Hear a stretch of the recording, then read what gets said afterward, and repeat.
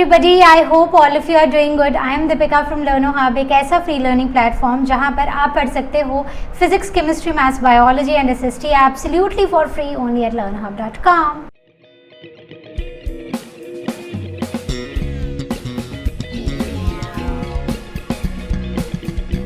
तो आज हम स्टार्ट करने जा रहे हैं आईसीएसई क्लास 8 केमिस्ट्री का नेक्स्ट चैप्टर और चैप्टर है हाइड्रोजन।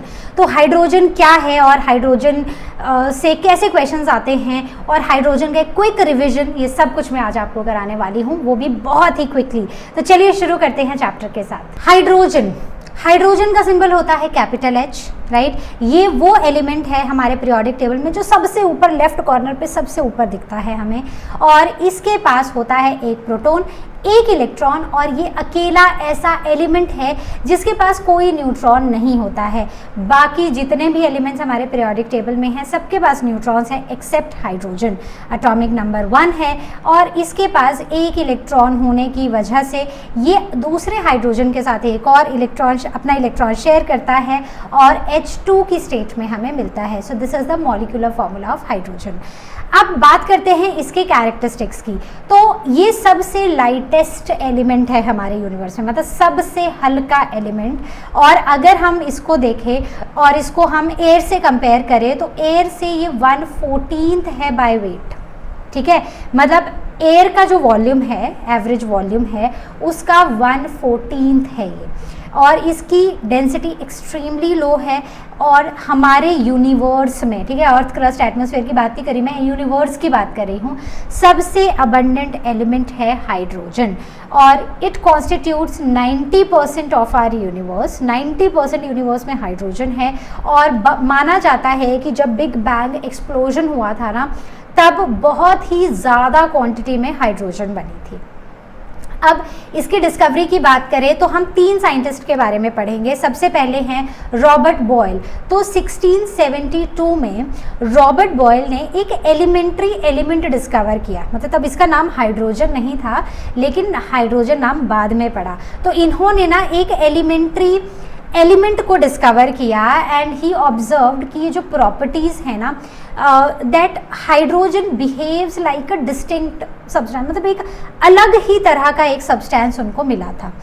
अब उसके बाद आए 1776 में हेनरी कैवेंडिश ने ही शोड कि हाइड्रोजन एयर में जल जाता है, मतलब H2 Burns in air and it forms water, ठीक है। तो क्योंकि अब हमने इसे ऐसे लिखा है इक्वेशन की फॉर्म में, तो बैलेंस करना तो बनता है। तो यहाँ पर ये हवा, इसको जब हम जलाते हैं ना तो इससे पानी बनता है।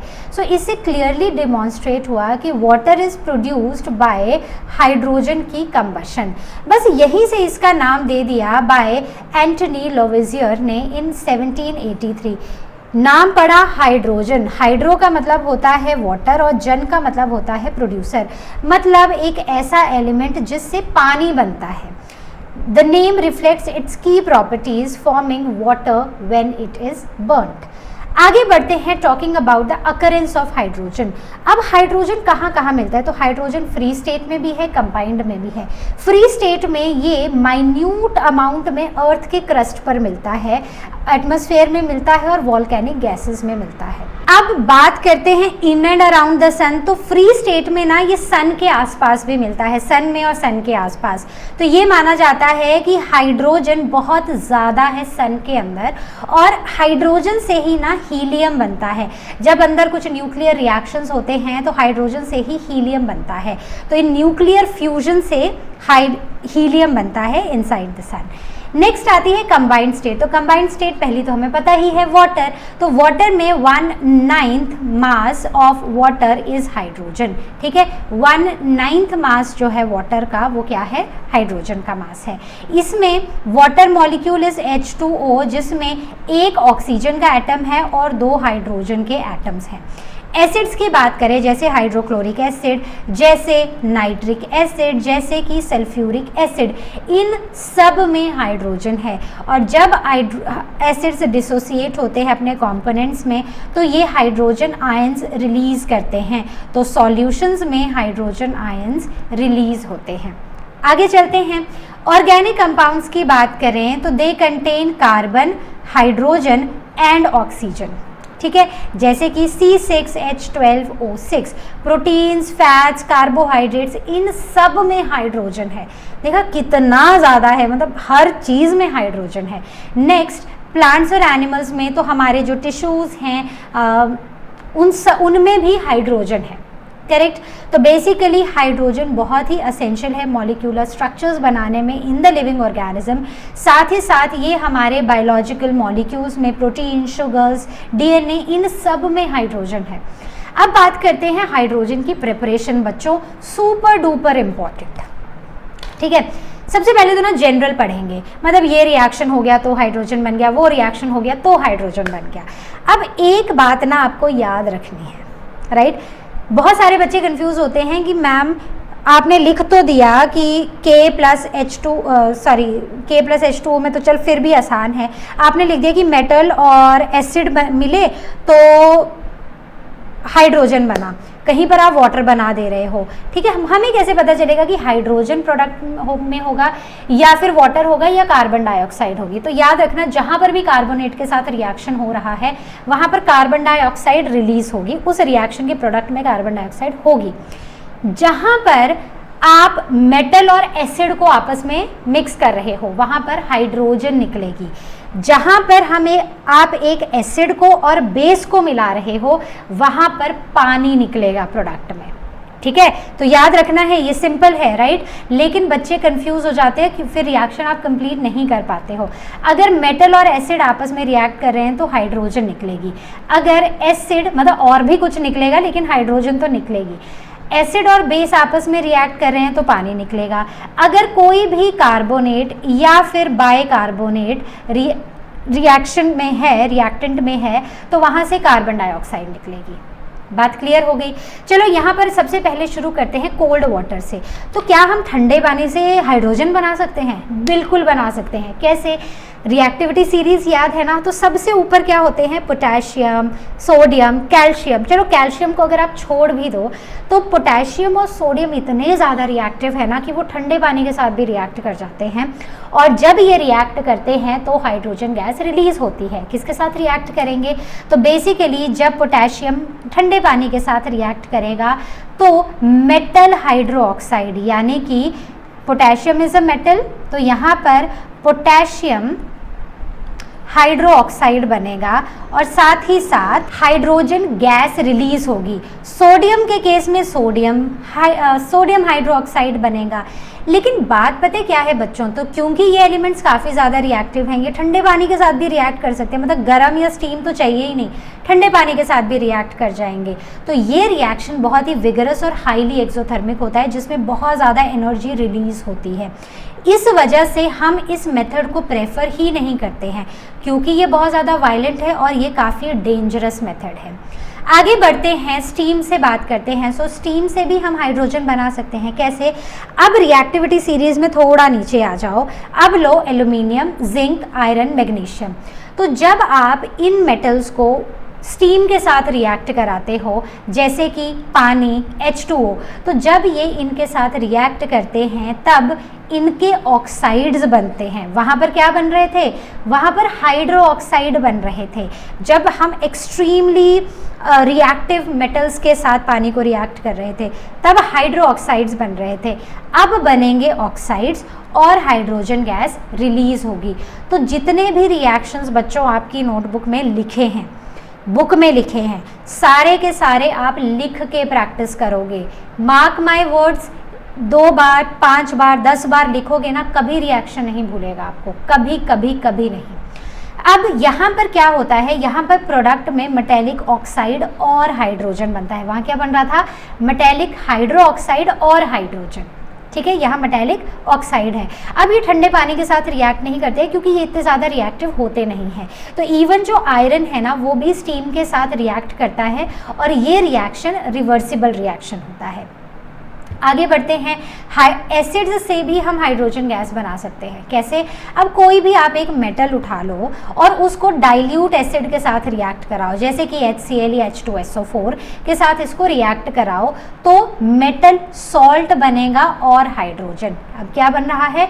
पहले बने मेटल हाइड्रोक्साइड, फिर बने मेटल ऑक्साइड्स, अब मेटेलिक सॉल्ट्स बनेंगे। ठीक है, तो यहाँ पर Mg प्लस HCl, तो MgCl के साथ चला जाएगा, तो यहाँ पर क्या बन जाएगा MgCl2 और हाइड्रोजन गैस रिलीज हो जाएगी। अब आप बोलोगे कि क्यों बना, क्यों यहाँ से हाइड्रोजन हटा? तो वैसे तो हाइड्रोजन और क्लोरीन काफ़ी अच्छे दोस्त थे, लेकिन जब मैग्नीशियम आया ना तो इनकी दोस्ती में ना थोड़ी दरार पड़ गई, और मैग्नीशियम स्ट्रॉन्ग था तो वो हाइड्रोजन को उसने अपने दोस्त क्लोरीन से अलग कर दिया और उसने यहाँ पर एक कंपाउंड बना लिया। हमें कैसे पता मैग्नीशियम स्ट्रॉन्ग है? रिएक्टिविटी सीरीज को देखो, स्ट्रॉन्ग है। आगे कराऊंगी, मैं न्यूमोनिक दे रही हूँ अभी आपको ताकि आपको ये चीज़ें याद रहें। वैसे ही जिंक के केस में भी सेम ही चीज़ है। अब मेटल्स जितने भी रिएक्टिविटी सीरीज में हाइड्रोजन के ऊपर होंगे वो सारे के सारे हाइड्रोजन को रिप्लेस कर देंगे। अगर वो हाइड्रोजन के नीचे होते हैं रिएक्टिविटी सीरीज में, अगर मान लो यहाँ पर कॉपर प्लस HCl होता तो ये रिएक्शन पॉसिबल नहीं होता, क्योंकि copper is less reactive than hydrogen. Clear हो गई बात? आगे बढ़ते हैं। टॉकिंग अबाउट एल्कलीज, तो एल्कली में ले लो, जैसे हमने कुछ मेटल्स ले लिए, जिंक, PbAl ले लिया। अब इनको हमने कॉन्सेंट्रेटेड एसिड एल्कली के साथ रिएक्ट कराया, दैट टू हॉट, तो यहाँ पर मेटेलिक सॉल्ट ही बनेंगे। जैसे पीछे मेटेलिक सॉल्ट बने थे और हाइड्रोजन, प्रोडक्ट यहाँ पर भी सेम होगा। एग्जाम्पल लेते हैं, NaOH is our concentrated alkali, जो हमने हॉट लिया है, इससे हमने जिंक को रिएक्ट कराया, तो हमारा क्या बना? हमारा बना सोडियम जिंकेट, राइट। जब लेड के साथ रिएक्ट कराया तो सोडियम प्लम्बाइट। क्लियर हो गई बात? तो ये तो थे हमारे रिएक्शंस। ठीक है, अब वही रिएक्टिविटी सीरीज जिसके बारे में मैं आपसे बार बार बात कर रही हूँ। सो एक्टिविटी सीरीज और रिएक्टिविटी सीरीज, इसमें मेटल्स अरेंज्ड होते हैं in the decreasing order of reactivity. तो मोस्ट रिएक्टिव मेटल्स कौन से हैं? जो सबसे ऊपर है, सोडियम, पोटेशियम, सोडियम, कैल्शियम। जैसे जैसे नीचे को आते जाएंगे रिएक्टिविटी कम होती जाएगी। सबसे कम रिएक्टिव होते हैं Au gold, Ag silver, Pt platinum. Hydrogen को हमने इस सीरीज में क्यों इंक्लूड किया है? ऑल्दो ये तो मेटल भी नहीं है और हम तो रिएक्टिविटी सीरीज में हम लिस्ट ऑफ मेटल्स बोल रहे हैं। This is super duper important question बच्चों। क्यों इंक्लूड किया है बताओ? क्योंकि हाइड्रोजन एक ऐसा एलिमेंट है ना जो काफ़ी सिमिलरली बिहेव करता है बहुत सारे रिएक्शंस में, तो इसलिए हमने इसको भी डाल दिया है। अब कहाँ पर डाला है? तो ये है आपकी रिएक्टिविटी सीरीज। हाइड्रोजन कुछ यहाँ पर आता है लेड के नीचे, राइट। तो आपको ये पूरी सीरीज पता होनी चाहिए। याद कैसे रखोगे? Purple squirrels break couches mid air, angry zebras invent toilet leaders and hippos can't marry skinny princesses. तो ये है आपका न्यूमोनिक, और इस न्यूमोनिक से आपको ये एक्टिविटी सीरीज को याद रखना है। जो जिससे ऊपर होगा, मान लो एक रिएक्शन में निकल और जिंक हैं, तो जिंक निकल को उसके सॉल्ट से रिप्लेस कर सकता है।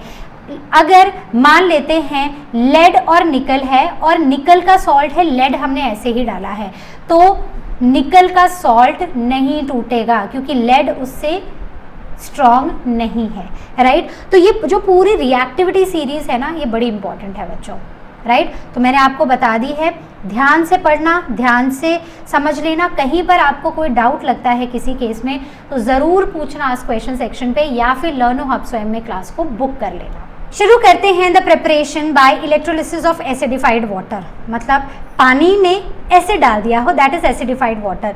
तो ये एक ऐसा प्रोसेस है जिसमें हम डिस्टिल्ड वाटर से इलेक्ट्रिक करंट को पास करते हैं। अब डिस्टिल्ड वाटर का हमें पता है एक ऐसा पानी जिसमें कोई आयंस नहीं होते, जो फ्री फ्रॉम आयंस होता है। तो इसमें हम few drops of sulphuric acid डाल देते हैं, डाइल्यूट सल्फ्यूरिक एसिड, जिससे इसके अंदर आयंस आ जाते हैं और अब वाटर का डिसोसिएशन ईजी हो जाता है। इसमें आयंस आ जाते हैं, H positive and OH negative ions आ जाते हैं, which allows the electric current to pass through it. So that is why we use not distilled water but acidified distilled water, ताकि इलेक्ट्रिसिटी कंडक्ट हो सके। अब इसमें जो हम मेथड यूज़ कर रहे हैं या अपैरेटस जो हम यूज़ कर रहे हैं, दैट इज हॉफ्समैन्स वोल्टामीटर। इसमें इलेक्ट्रोलाइट होता है, यानी कि वो लिक्विड, आगे बताऊंगी।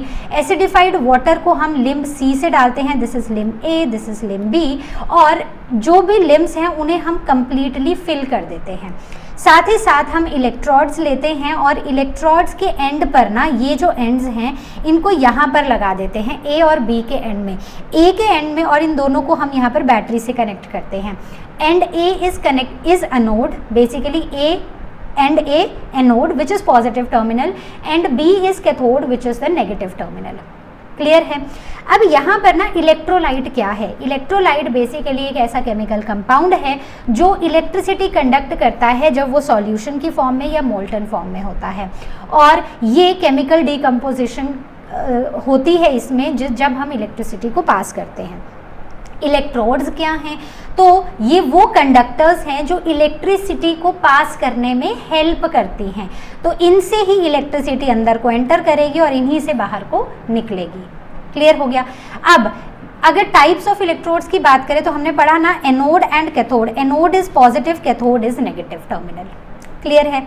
इलेक्ट्रोलिसिस, अब जब इलेक्ट्रिसिटी पास होती है तो अंदर जो इलेक्ट्रोलाइट होता है वो डीकम्पोज होता है because of this electric current.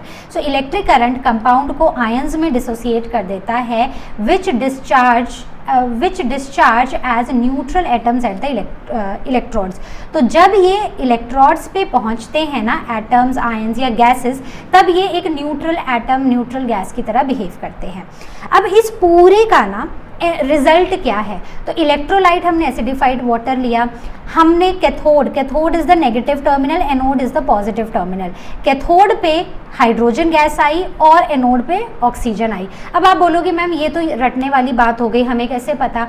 अब देखो, एक जगह हाइड्रोजन है, एक ऑक्सीजन है। हाइड्रोजन का तो ऐसा है ना कि अगर पॉजिटिव मिला तो खुद नेगेटिव हो गया, कोई नेगेटिव मिला तो खुद पॉजिटिव हो गया, मतलब ये एडजस्टिंग है, बहुत ज़्यादा एडजस्टमेंट कर लेता है।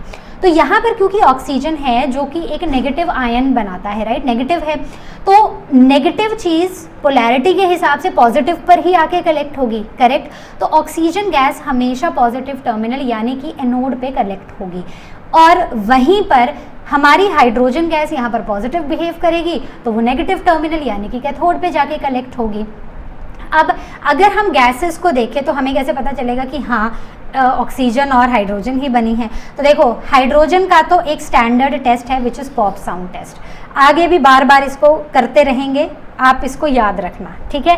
क्लास 6 में थे, 7 में थे, 8th में आ गए, 11th में जाएंगे, 12th में जाएंगे, जब भी आपको हाइड्रोजन की प्रेजेंस को टेस्ट करना होगा आप हमेशा ही पॉप साउंड टेस्ट करोगे।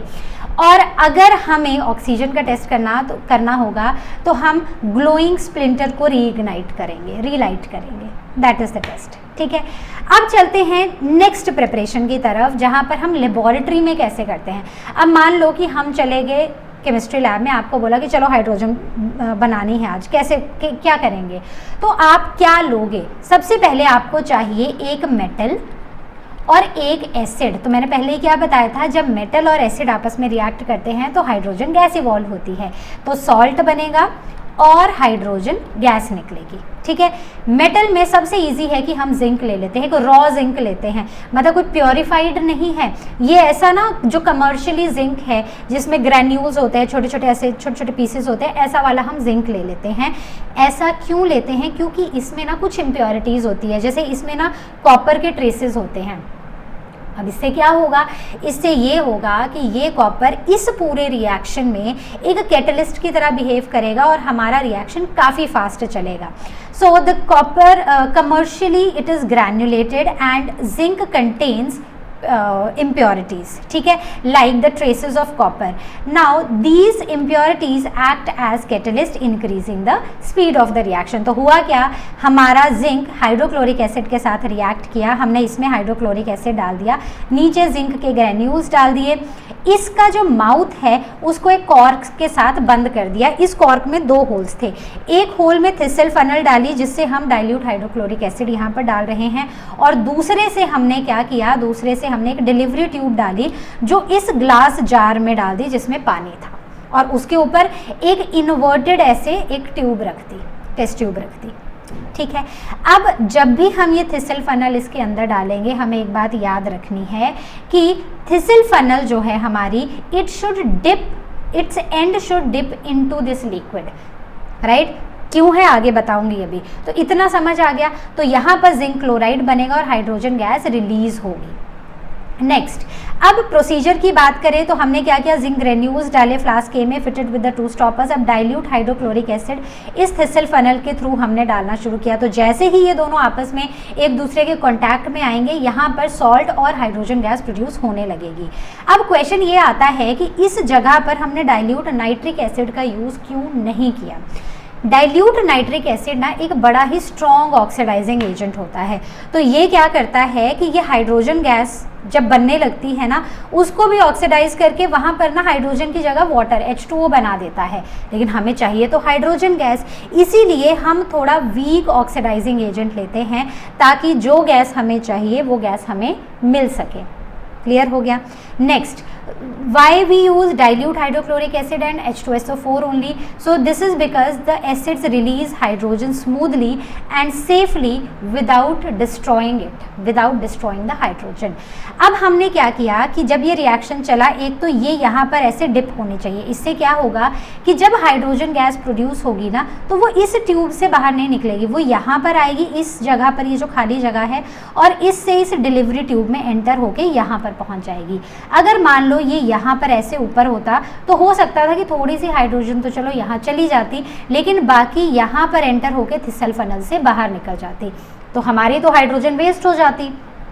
इसलिए हमेशा ही हम इसे यहाँ पर डिप करते हैं। And now we are collecting hydrogen by the downward displacement of water. Hydrogen काफ़ी स्लाइटली सॉल्युबल है पानी में, तो it remains as a gas and it displaces very very easily. ठीक है। डाउनवर्ड डिस्प्लेसमेंट का मतलब है कि जब कोई गैस हम पानी के नीचे इकट्ठा करते हैं, तो होता क्या है कि गैस या तो इनकम्प्लीट मतलब कम्प्लीटली इनसॉल्युबल होती है पानी में, या फिर बहुत ही कम सॉल्युबल होती है पानी में। तो उस केस में क्या होता है, उस केस में जब गैस आती है वो पानी में थोड़ी सी डिज़ोल्व होती है या फिर डिज़ोल्व होती ही नहीं है, और ऊपर ये जो इन्वर्टेड हमने फ्लास्क लगा रखी है ना, इसमें ऊपर जाके ये कलेक्ट होने लग जाती है। इससे पानी नीचे की तरफ आ जाता है और ऊपर का स्पेस गैस से भर जाता है।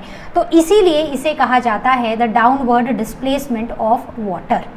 ठीक है, आगे चलते हैं। So why not collected by the downward displacement of air. तो डाउनवर्ड डिस्प्लेसमेंट ऑफ एयर क्यों नहीं की? क्योंकि हाइड्रोजन ना लाइटर है, तो हवा में क्या होगा कि हाइड्रोजन और एयर का जो मिक्सचर है ना, वो काफ़ी एक्सप्लोसिव भी होता है। So therefore it is unsafe to collect hydrogen by the downward displacement of air. Next, talking about the precautions in this experiment. तो इस एक्सपेरिमेंट में हम क्या प्रिकॉशंस लेंगे? पहली बात है, ये जो हाइड्रोजन आप यहाँ पर प्रोड्यूस कर रहे हो ना, ये लीक नहीं होनी चाहिए क्योंकि ये हाईली इन्फ्लेमेबल गैस है। दूसरी बात, ये जो एपरेटस है इसको फ्लेम के पास नहीं लेकर जाना है, यहाँ वो एक्सप्लोजन सा हो सकता है। Next, allow all the air in the apparatus to escape. तो जितनी भी एपरेटस में पहले हवा है ना, उसको बाहर निकाल दो और उसके बाद अब रिएक्शन शुरू करो। इसकी वजह से एयर और मतलब हाइड्रोजन मिक्स नहीं होंगे और ये एक्सप्लोजन नहीं होगा। काफ़ी सेफली आप ये पूरा एक्सपेरिमेंट कर पाओगे। The tip of the thistle funnel must be below the acid level in the flask. ये मैंने आपको बता ही दिया। नेक्स्ट, अब आते हैं इंडस्ट्रियल प्रिपरेशन पे। बड़ी ही सुपर बॉश प्रोसेस है, मतलब इतना ज़्यादा इंपॉर्टेंट है। इसके 3 मेन स्टेप्स हैं। पहले हम थोड़ी सी हाइड्रोजन बनाते हैं, फिर हम थोड़ी सी और हाइड्रोजन बनाते हैं, और लास्ट में जो भी इम्प्योरिटीज़ हमने फर्स्ट और सेकेंड स्टेप में बनाई होती हैं उनको हटा देते हैं। ठीक है, पहले थोड़ी सी हाइड्रोजन बनाई, फिर थोड़ी ज़्यादा हाइड्रोजन बनाई, और फिर कार्बन डाइऑक्साइड और कार्बन मोनोऑक्साइड को निकाल दिया और सिर्फ हाइड्रोजन बच गई। तो ये 3 स्टेप्स हैं इंडस्ट्रियल प्रोसेस में। कैसे करेंगे? तो इसमें हम क्या करते हैं, सबसे पहले वाटर गैस बनाते हैं। वाटर गैस क्या होता है पता होना चाहिए, इंपॉर्टेंट है। So it is a mixture of carbon monoxide and hydrogen. So सबसे पहला जो हमारा स्टेप है that is the production of water gas. इसमें हम कोक लेते हैं, मतलब फॉर्म ऑफ अ कार्बन, उसको लेते हैं, उसको स्टीम से पास कराते हैं, मतलब स्टीम और कोक का रिएक्शन कराते हैं, और इसमें CO+H2 बनती है विच इज़ वाटर गैस। ठीक है, ये रिएक्शन बहुत हाई टेम्परेचर पे होता है, अराउंड 1000 डिग्री सेल्सियस, और जब ये रिएक्शन होता है ना, तो हम वाइट हॉट कोक लेते हैं और ये स्पेशली डिज़ाइंड कन्वर्टर्स में होता है, स्पेशली डिज़ाइंड सिस्टम्स में ये पूरा का पूरा एक्सपेरिमेंट होता है। तो यहाँ पर क्या बना, हाई हीट की वजह से स्टीम बनी और फिर कार्बन और स्टीम आपस में रिएक्ट की और वाटर गैस बना। अब यहाँ पर स्टेप 2 में हम क्या करेंगे कि इस वाटर गैस से थोड़ी सी और हाइड्रोजन बनाएंगे, राइट। तो सेम फर्स्ट के जो प्रोडक्ट हैं CO+H2 लिया और अब फिर से एक्सेस ऑफ स्टीम ली और अब हमारा बना CO2+H2 बना। और इस केस में हमें चाहिए एक कैटलिस्ट और एक प्रोमोटर। कैटलिस्ट जो इस रिएक्शन की स्पीड को बढ़ाए और प्रोमोटर जो इस कैटलिस्ट की एफिशिएंसी को और भी ज़्यादा बढ़ा दे। ये रिएक्शन होता है अगेन काफ़ी हाई टेम्परेचर पे, but almost half of the temperature that was required in the step 1। तो यहाँ पर 450 डिग्री सेल्सियस पर ये पूरा एक्सपेरिमेंट होगा, ये पूरा स्टेप किया जाएगा। तो इसमें वाटर गैस है और यहाँ पर एक्सेस ऑफ स्टीम है। नेक्स्ट बात करते हैं, इसमें जो हमने कैटलिस्ट लिया है, मेन कैटलिस्ट हमारा आयरन ऑक्साइड है और जो क्रोमियम ऑक्साइड है दैट इज आवर प्रोमोटर। और फाइनली अब हमें एक्सेस ऑफ हाइड्रोजन मिल चुकी है। अब हम क्या करेंगे, अब हम यहाँ से इम्प्योरिटीज़ को रिमूव करना शुरू करेंगे, यानी कि कार्बन डाइऑक्साइड और कार्बन मोनोऑक्साइड जो कि अनवांटेड गैसेस हैं उन्हें हटाएंगे from the mixture of hydrogen. सबसे पहले कार्बन डाइऑक्साइड को हटाते हैं। कैसे हटाएंगे, हम कुछ ऐसी चीज़ लेकर आएंगे जो कार्बन डाइऑक्साइड को एब्जॉर्ब कर ले। क्या करेगी, कौन सी चीज़ है वो, that is caustic potash, KOH। KOH को जब हम इस रिएक्शन में डालेंगे तो वो कार्बन डाइऑक्साइड को एब्जॉर्ब कर लेगी और अब बन जाएगा पोटेशियम कार्बोनेट और साथ ही साथ पानी बनेगा। ठीक है, अब हम हटाएंगे कार्बन मोनोऑक्साइड को। तो इसको एब्जॉर्ब करने के लिए we will take a mixture of ammoniacal cuprous chloride solution that is CuCl in NH3, right. Final products क्या हैं, after removing carbon dioxide and untreated carbon monoxide the gas which is left is now hydrogen. So this is how we are going to complete this industrial preparation. तो बड़ी ही simple है लेकिन बड़ी ही important है। जब आप रिएक्शन को लिखोगे उसके ऊपर उसकी कंडीशंस लिखते जाना, टेम्परेचर, कैटलिस्ट, प्रोमोटर, सब कुछ लिखते जाना। इससे सिर्फ रिएक्शन लिखने से ही ना आपको ये पूरे स्टेप्स क्लियर हो जाएंगे, लेकिन रिएक्शंस लिखने पड़ेंगे, ये बात याद रखना। कहीं पर लगेगा कोई डाउट है तो ask it on ask question section और you can book your class with Learner Hub Swayam. आगे बढ़ते हैं, now the properties of hydrogen. तो हाइड्रोजन की प्रॉपर्टीज क्या हैं, तो ये कलरलेस, ओडरलेस, टेस्टलेस गैस है। अगर इसका फिजियोलॉजिकल नेचर देखें तो ये नॉन पॉइजनस है। डेंसिटी देखें तो ये लाइटेस्ट है which is known to us, it is 14.4 times lighter than the air. Solubility बहुत ही कम सॉल्युबल है पानी में, इसीलिए हम इसे डाउनवर्ड डिस्प्लेसमेंट ऑफ वाटर से कलेक्ट करते हैं। नेचर की बात करें तो न्यूट्रल गैस है, अगर आप ब्लू लिटमस पेपर लेकर जाओगे तो उसको कुछ नहीं होगा, वो वैसा का वैसा ही रहेगा। आते हैं एक्सपेरिमेंट जिससे हम ये प्रूव कर सके कि हाँ हाइड्रोजन एक काफ़ी लाइट गैस है। तो कुछ नहीं करना, सेम यहाँ पर वही हमने हाइड्रोजन गैस बनानी है, हमने एक मेटल लेना है और यहाँ पर एक एसिड लेना है। जब ये दोनों आपस में रिएक्ट करेंगे, थिसल फनल यहाँ पर लगा दी है, राइट। डिलीवरी ट्यूब की हेल्प से इस सोप सॉल्यूशन में हम क्या करेंगे, हम इस हाइड्रोजन गैस को यहाँ पर एंटर कराएंगे। तो यहाँ पर क्या बनेंगे, बबल्स बनेंगे।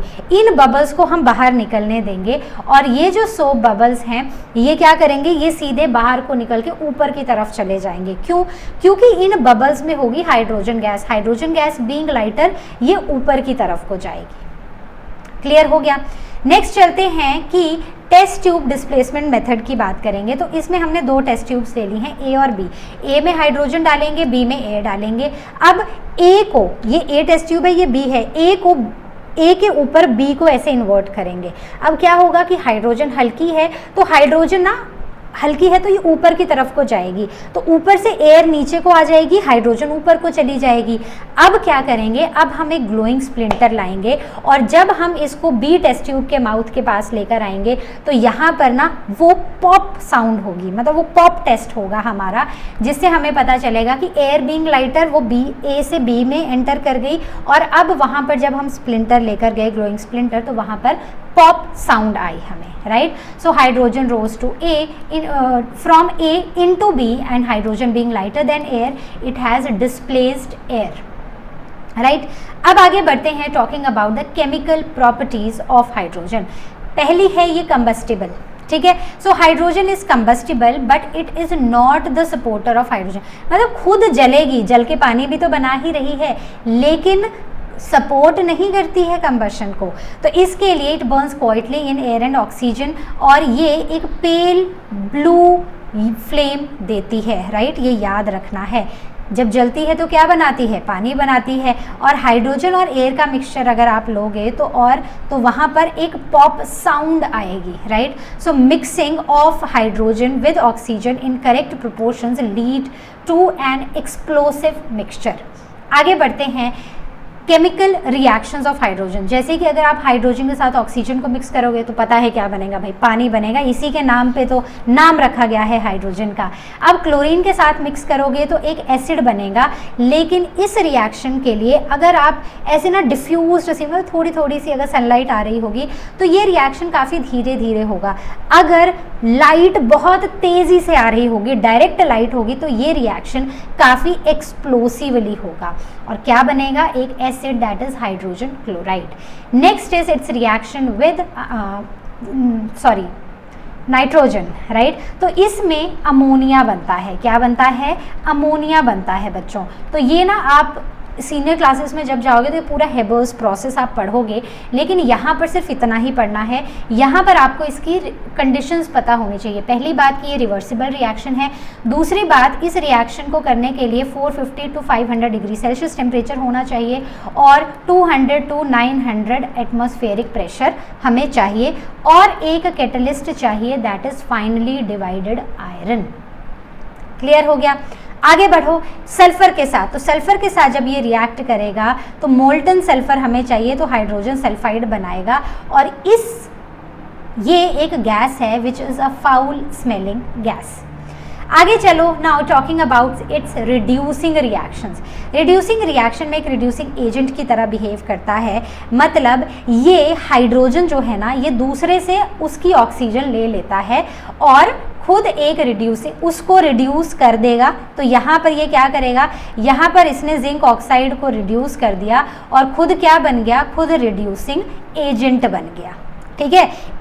देखो लोन हम लेते हैं लेकिन लोन देने वाला एजेंट कोई और होता है, राइट। तो रिड्यूस कोई और हो रहा है लेकिन रिड्यूसिंग एजेंट कोई और होता है, करेक्ट। इसको बड़े ही अच्छे से थोड़ा सा आगे मैं और समझाऊंगी आपको। तो इस तरह ये सारे रिएक्शंस आपको प्रैक्टिस करने हैं। तो यहाँ पर हाइड्रोजन ने आयरन से ऑक्सीजन ले ली तो आयरन ऑक्साइड को रिड्यूस कर दिया और खुद रिड्यूसिंग एजेंट बन गया।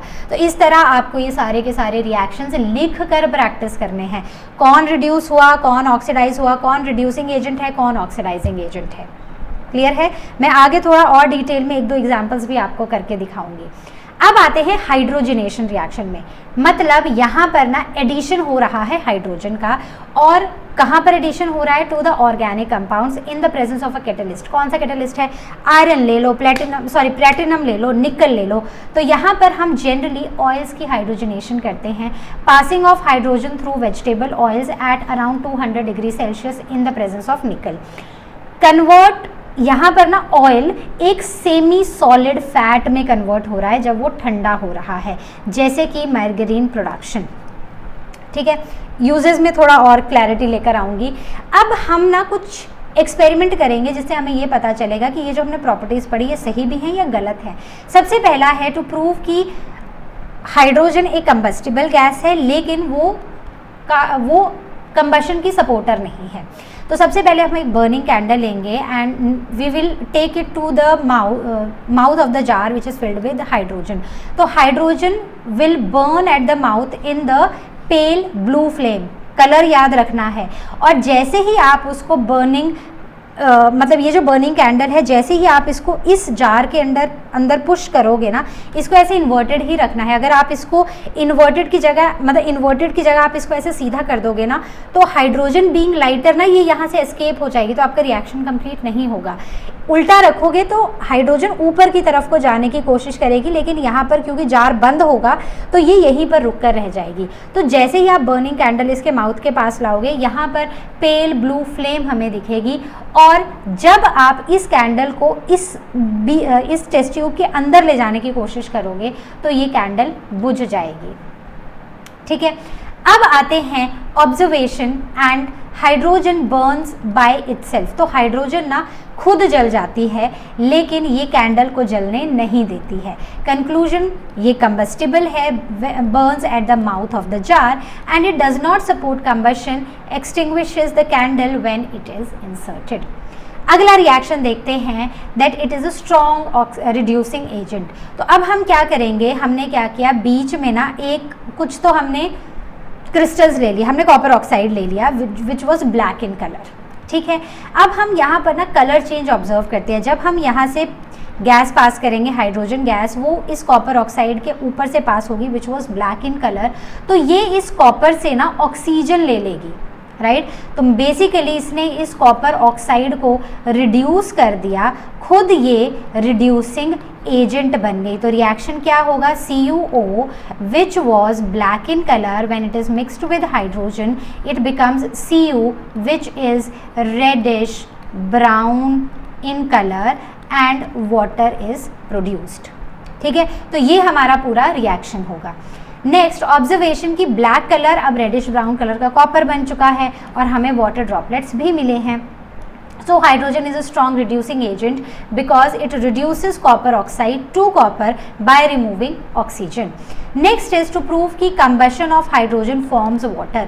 तो इसमें हमने क्या करना है कि ये हमारा टेस्ट ट्यूब है, इसमें हाइड्रोजन है, हम यहाँ पर ना मतलब इसके burn hydrogen from a jet tube in the air. तो हम यहाँ पर ना जेट ट्यूब से इस हाइड्रोजन को बर्न करने की कोशिश करेंगे।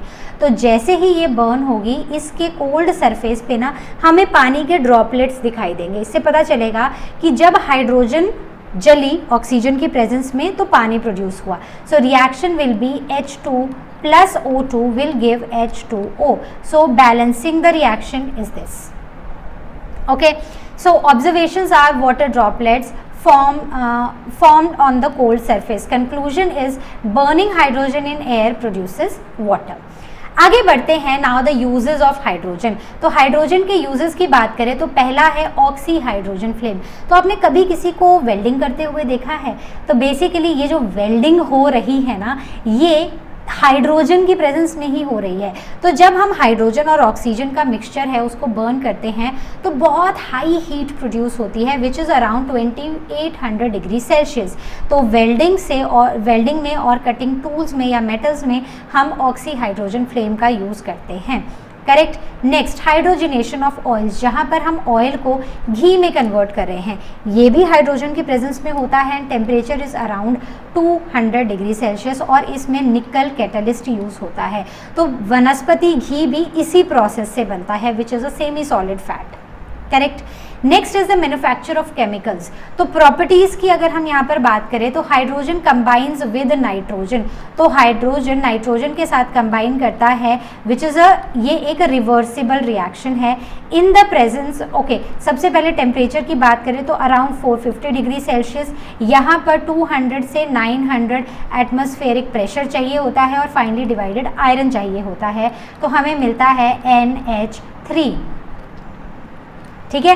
तो एप्लीकेशंस क्या हुई यहाँ पर, ये फर्टिलाइज़र बनाने के काम आता है, इससे नाइट्रिक एसिड बनता है और इससे एक्सप्लोजिव्स भी बनते हैं इस अमोनिया से। आगे बात करते हैं the test of hydrogen.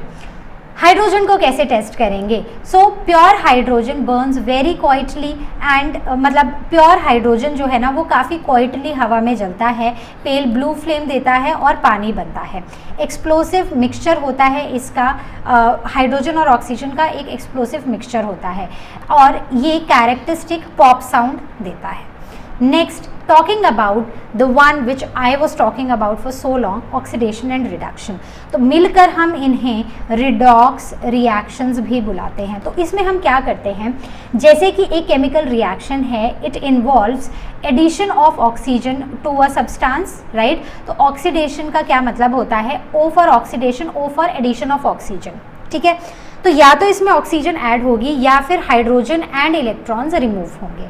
Reduction में क्या होगा, ऑक्सीजन रिमूव होगी और हाइड्रोजन और इलेक्ट्रॉन्स ऐड होंगे, बस एग्जैक्टली उल्टा है और कुछ नहीं, करेक्ट। तो addition of oxygen, removal of hydrogen and loss of electrons, जैसे कि यहाँ पर रिएक्शंस में देखो, सो कॉपर है और ऑक्सीजन है, तो जब कॉपर में हम ऑक्सीजन को ऐड करके इसे कॉपर ऑक्साइड बना देंगे तो ये एक ऑक्सीडेशन रिएक्शन हो गया।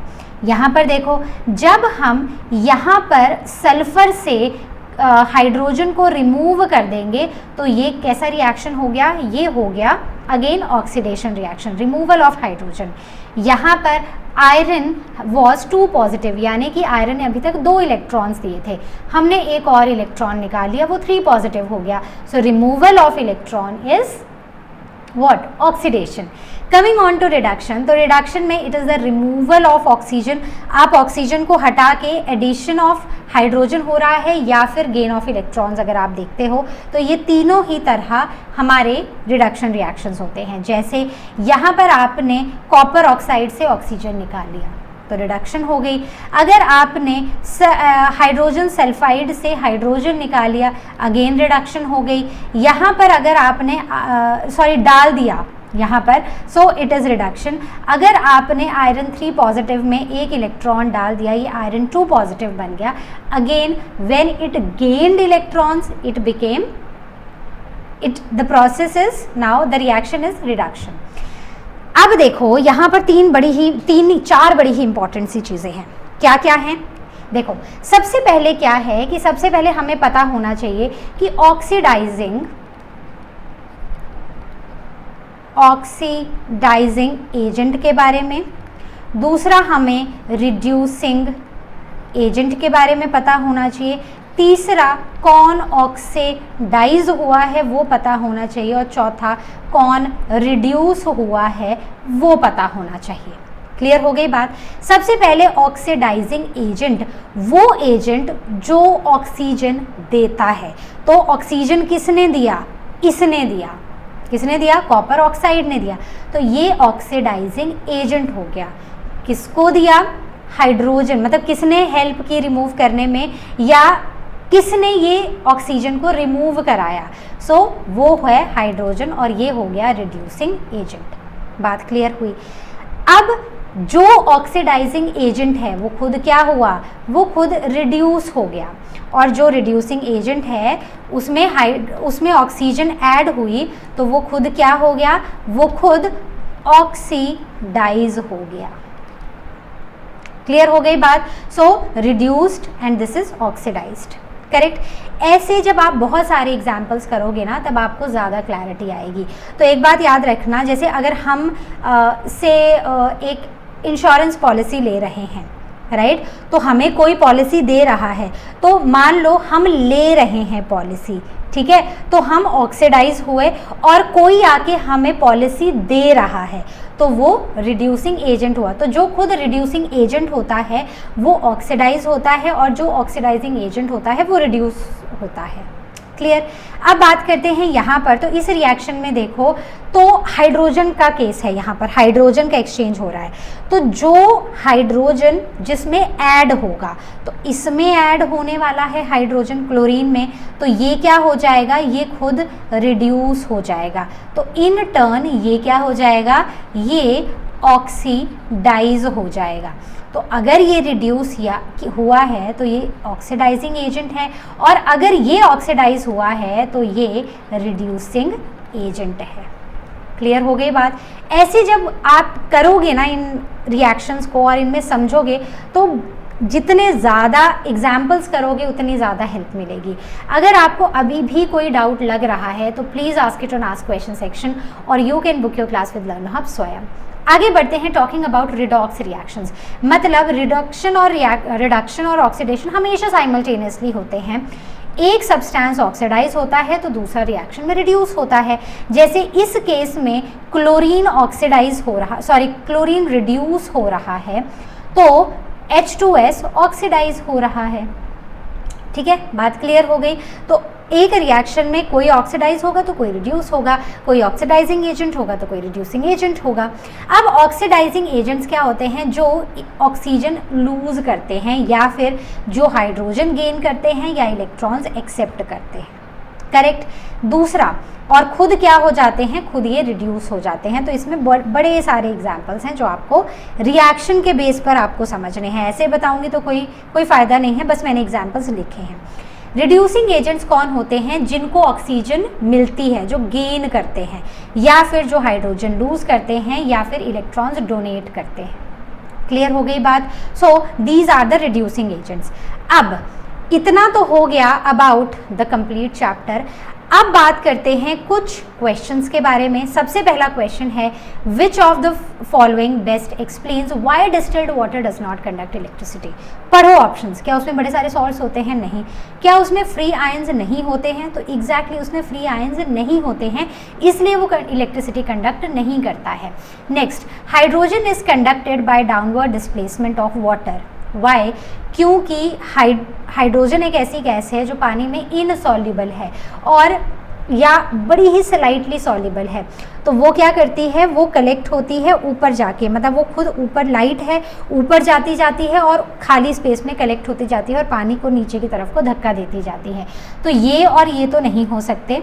It is lighter than air and highly soluble in water, नहीं हो सकता। सो it is lighter than air and only slightly soluble in water. Okay, next, which metal will not react with dilute hydrochloric acid to form hydrogen?